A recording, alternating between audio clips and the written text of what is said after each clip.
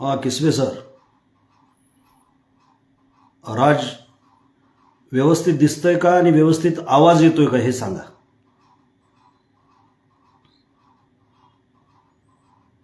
हा जय मल्हार.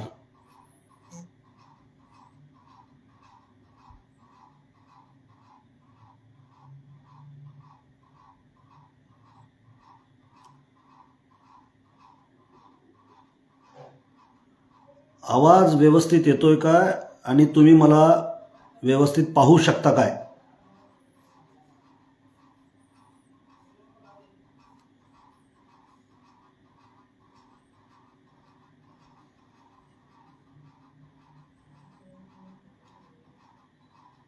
हां बालाजीराव एकंबेकर, नागराव लकडेजी, शुभम गोरगे. किसवे सर येतोय आवाज?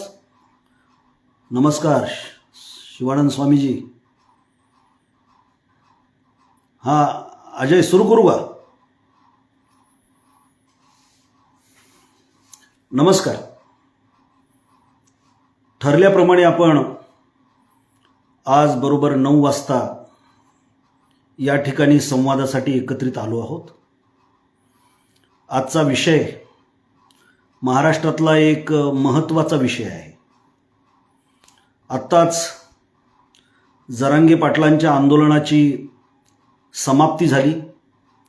सरकारनं हैदराबाद गॅझेट आणि सातारा गॅझेट लागू करण्याची घोषणा केली आणि त्याचा आनंद आज महाराष्ट्रातील मराठा समाज, त्यातही मराठवाड्यातील मराठा समाज साजरा करतो आहे. या दरम्यान मराठा आणि ओबीसीचा संघर्ष आपण अनुभवलेला आहे आणि आजच्या सरकारच्या GRमुळं एक प्रकारे हा संघर्ष कागदोपत्री होईना संपलेला आहे किंवा येणाऱ्या कालखंडामध्ये तो वाढेल का कसं हे आपल्याला बघावं लागणार आहे. आपला विषय आहे मराठा ओबीसी संघर्ष का व कशामुळे. साधारणपणे 1 तासभर या विषयावरती मी बोलेन. कुठल्याही राजकीय अभिनिवेशातून न बोलता सामाजिक सद्भावामधून आणि वास्तवाच्या भूमीवर उभं राहून या विषयाच्या अनुषंगानं बोलण्याचा माझा प्रयत्न राहणार आहे. बांधवांनो, मागच्या 10-15 वर्षामध्ये महाराष्ट्रातल्या समाज जीवनामध्ये मोठे बदल झालेले आहेत. खरं तर जागतिकीकरणाच्या नंतर संपूर्ण जगातली बाजारपेठ खुली झाली आणि मग या धोरणाचा शेती व्यवस्थेवरती काय परिणाम झाला हे आता आपल्याला हळूहळू दिसायला लागलेलं आहे. मराठा समाज आज मोठ्या संख्येनं एकत्रित येऊन आंदोलन करतोय. मुंबईसारख्या देशाच्या आर्थिक राजधानीमध्ये त्यांनी आपला प्रभाव टाकला आणि सरकारला नमतं घ्यावं लागलं. मुंबईमध्ये मराठा समाज बांधव जे एकत्रित आलेले होते त्याचं सामाजिक स्वरूप आपण लक्षात घेण्यासारखं आहे.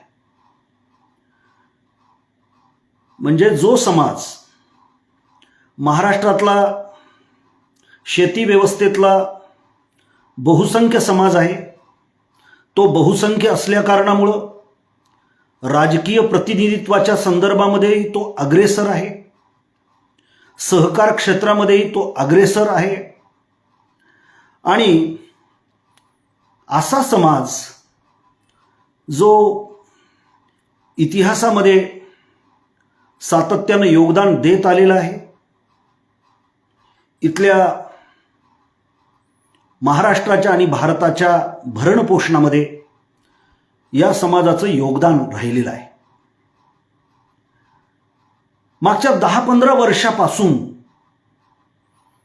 म्हणजे त्याच्याही आधीपासून, परंतु मागच्या 10-15 वर्षापासून या समाजाला आरक्षणाची गरज तीव्रतेनं भासताना आपल्याला दिसते.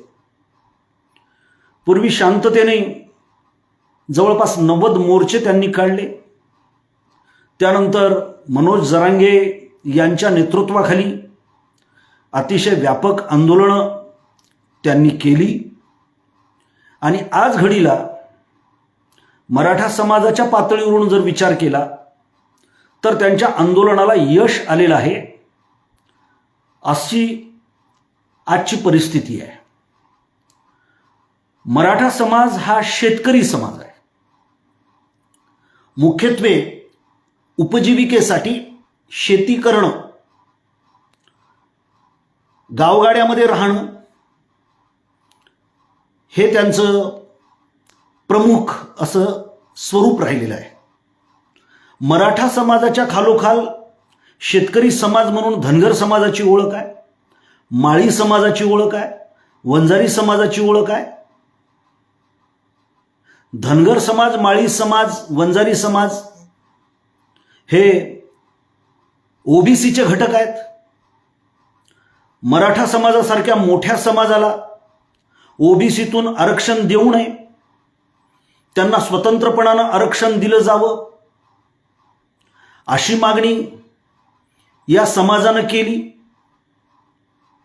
आमच्या ताटामधला घास आम्हालाच पुरत नाही, त्यामुळे त्याच्यामध्ये जर भागीदारी वाढली तर आमच्या वाट्याला काहीही येणार नाही, अशा पद्धतीची भूमिका ओबीसी मंडळी मांडताना दिसत होती.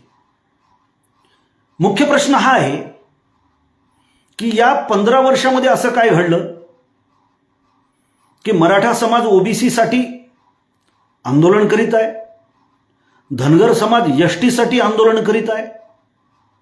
हे दोन प्रमुख शेतकरी समाज आरक्षणाच्या लढाईसाठी रस्त्यावरती उतरलेले आहेत.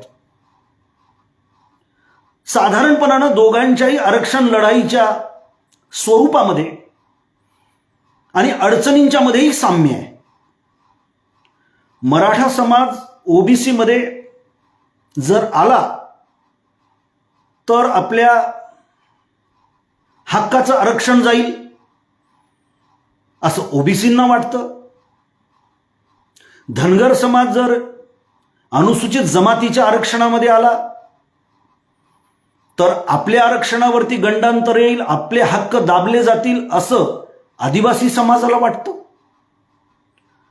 आणि त्यामुळे आदिवासी विरुद्ध धनगर, मराठा विरुद्ध ओबीसी अशा पद्धतीचा एक संघर्ष या महाराष्ट्रामध्ये आरक्षणाच्या निमित्तानं उभा राहिलेला आहे.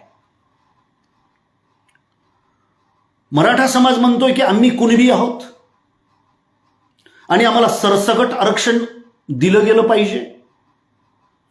कुणब्यांच्या नोंदी हैदराबाद गॅझेटमध्ये आहेत, सातारा गॅझेटमध्ये आहेत आणि त्यामुळं सरसकट या शब्दाचा आग्रह मनोज जरांगे पाटलांनी धरलेला होता आणि त्यासाठी ते 5 दिवस उपोषणाला बसलेले होते. त्या आंदोलनाची धग सरकारला देखील लागली. सरकारनं GR काढला. त्या GRच्या संदर्भामध्ये सुद्धा वेगवेगळे मतप्रवाह आहेत. अगदी मराठा समाजामधल्या सुद्धा कायद्याचा अभ्यास करणाऱ्या अनेक लोकांना या GR मध्ये सुद्धा या महायुतीच्या सरकारनं काही मेख मारलेले आहेत असं वाटतं. फडणवीसांनी नागपूरमध्ये नुकतीच एक मीडियाला मुलाखत दिली. त्या मुलाखतीमध्ये फडणवीस जे बोलले, कदाचित मला असं वाटतं की मुख्यमंत्री म्हणून त्यांनी यावर फारसा विचार केलेला नसावा. ते बोलताना असं म्हणाले की या GR नुसार आरक्षण हे समूहाला असणार नाही तर ते पर्टिक्युलर व्यक्तीला असेल.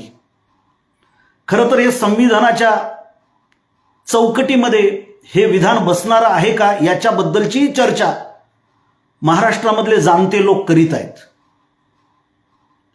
जे पात्र आहेत, ज्यांच्या नोंदी सापडतील त्यांनाच आरक्षण मिळणार असेल, पर्टिक्युलर व्यक्तींना ते आरक्षण मिळणार असेल, तर सरसकट या शब्दाला कुठलाही अर्थ राहिलेला नाही, अशी मांडणी काही मंडळी करताना आपल्याला दिसत आहेत. सरकारचं म्हणणं असं आहे, त्यांच्या प्रवक्त्यांनी मीडियावर येऊन सांगितलं की आमचा GR कोर्टामध्ये टिकणार आहे. जेव्हा जेव्हा महायुतीच्या सरकारनं, याच्या आधी फडणवीसांनी, त्याच्यानंतर शिंदेंनी, त्याच्या आधी काँग्रेसचं सरकार होतं त्यावेळेला पृथ्वीराज बाबांनी, या प्रत्येकांनी हा उच्चार केलेला आहे की हे आरक्षण कोर्टामध्ये टिकणारं असणार आहे. आता बघूया याला ज्या वेळेला कोणी चॅलेंज करेल त्यावेळेला काय होईल ते. परंतु तूर्तास मराठा समाज आनंदोत्सव साजरा करीत आहे आणि त्यांनी जो एक लढा दिला, सातत्यानं लढा दिला, मुंबई जवळपास चोकअप करून टाकली. महायुतीच्या सरकारनं मराठा समाजातल्या आंदोलनामध्ये सहभागी झालेल्या लोकांची त्या ठिकाणी कुठलीही जबाबदारी घेतलेली नव्हती, रसद अडवलेली होती. आमचे शेतकरी बांधव, आमच्या भगिनी रस्त्यावर बसून, फलाटावर बसून, फुटपाथवर बसून जेवत होते, त्या ठिकाणी झोपत होते. वरतून पाऊस पडत असताना सुद्धा मराठा बांधव जिद्दीनं मुंबईमध्ये थांबले आणि आंदोलन कसं असावं हे त्यांनी दाखवून दिलेलं आहे आणि त्याचं आपण उदार मनानं स्वागत केलं पाहिजे. आता या GRचं काय होईल हा प्रश्न नंतरचा. मुद्दा हा आहे की ज्या वेळेला आपण सरकारमध्ये असतो, मुख्यमंत्री पद म्हणजे महाराष्ट्रातलं प्रथम पद, प्रथम नागरिक, त्यावेळेला आपल्या विरोधामध्ये जाणारं आंदोलन जरी असले तरी त्या आंदोलनाची काळजी घेणं ही सरकारची नीतिमत्ता असते. सरकारला हात मोकळे करता येत नसतात, कारण ती माणसं हे महाराष्ट्राचे नागरिक असतात आणि त्यांची काळजी घेणं हे सरकारचं उत्तरदायित्व असतं. ते उत्तरदायित्व सरकारनं किती पाळलंय हे आपण मीडियावरून, टीव्हीवरून, लोकांच्या प्रतिक्रियेतून आपण जाणून घेतलेलं आहे. ठीक आहे, लोकांनी जिद्दीनं आंदोलन यशस्वी केलेलं आहे. मुख्य मुद्दा हा आहे की या आंदोलनामध्ये सहभागी झालेला जो मराठा समाज आहे त्याचं स्वरूप काय आहे. कारण ओबीसी मध्ये असं सातत्यानं म्हटलं जातं की मराठा समाजाकडे राजकीय प्रतिनिधित्व मोठ्या प्रमाणात आहे, त्यांच्याकडे कारखाने आहेत, त्यांच्याकडे दूध डेरे आहेत, त्यांच्याकडे शैक्षणिक संस्था आहेत, सहकार क्षेत्रातली मक्तेदारी त्यांच्याकडे आहे. हे सगळे श्रीमंत लोक आहेत असं कुठेतरी ओबीसींनी गृहीत धरलेलं असताना मुंबईमधल्या आंदोलनामध्ये सहभागी झालेल्या मराठा समाजाचं आपण निरीक्षण जर केलं तर हा सगळा समाज अल्पभूधारक शेतकरी, शेतमजूर असा मोठ्या संख्येनं मुंबईमध्ये एकवटलेला आपल्याला दिसतो. केवळ आपण कुठल्या तरी आरक्षणाच्या प्रवर्गामध्ये येतो आणि त्यामुळं मग या प्रवर्गामध्ये कुणीतरी येणार आहे तर त्याचा आपण द्वेष केला पाहिजे इतकं वरवरचं वागून विचार करून आपल्याला चालणार नाही, हे मी अतिशय नम्रपणाने या ठिकाणी नोंदवतो. कारण मराठा समाजाला ज्या टीकेला सामोरं जावं लागलं तीच टीका धनगरांच्या वरती, आदिवासींच्याकडून पण झालेली आहे, हेही आपण समजून घेण्याची गरज आहे. टीका ही होतच राहणार आहे. कोणत्याही प्रवर्गामध्ये सहभागी झालेल्या कुठल्याही समाजाला त्या प्रवर्गामध्ये दुसरं कुणीतरी यावं असं अजिबात वाटत नाही. अगदी आदिवासी समूहाला देखील त्यांच्या पाड्याला पाडा लागून असणाऱ्या गोंडगोवाऱ्यांना सुद्धा मूळ एसटी प्रवर्गामधल्या आदिवासींनी विरोध केला. अशा 7 आदिवासी जातींना देखील, ज्या मूळच्या आदिवासी आहेत त्यांना देखील विरोध झालेला आहे. आपल्याला कल्पना आहे की माना गौंड आदिवासींनी तर, कारण त्यांची संख्या कमी आहे, ते रस्त्यावर उतरून येऊन प्रभाव टाकू शकत नाहीत, त्यामुळे ते कोर्टामध्ये गेले आणि कोर्टामधून त्यांनी आपली लढाई यशस्वी केली. आरक्षणाची लढाई इतकी सोपी नाही जितकी आपण समजतो. कारण ज्या कारणामुळे आपण मराठा समाजाला टार्गेट करतो त्याच कारणांनी आदिवासींच्या संदर्भामध्ये धनगरांना टार्गेट केलं जातं. हेही आपण लक्षात घेण्याची गरज आहे. मुख्य मुद्दा हा आहे की संघर्ष असे सामाजिक पातळीवरती जन्माला येणारच आहेत आणि ते वाढत जाणार आहेत. पण या संघर्षाची मूळ भूमी शोधण्याचा प्रयत्न शेतकऱ्याच्या लेकरांनी केला पाहिजे. मी जातीचा उल्लेख करत नाही, शेतकऱ्याच्या लेकरांनी केला पाहिजे. असं काय झालं की जो मराठा समाज आरक्षणाच्या कक्षेमध्ये एक काळ येऊ इच्छित नव्हता, जो धनगर समाज एसटी आरक्षणाच्या संघर्षामध्ये अनुकूल नव्हता, हे 2 मोठे शेतकरी समाज आपापल्या आरक्षणाच्या लढाईसाठी रस्त्यावरती का उतरले हे आपल्याला पूर्वग्रह बाजूला टाकून समजून घेण्याची गरज आहे. ते काही फार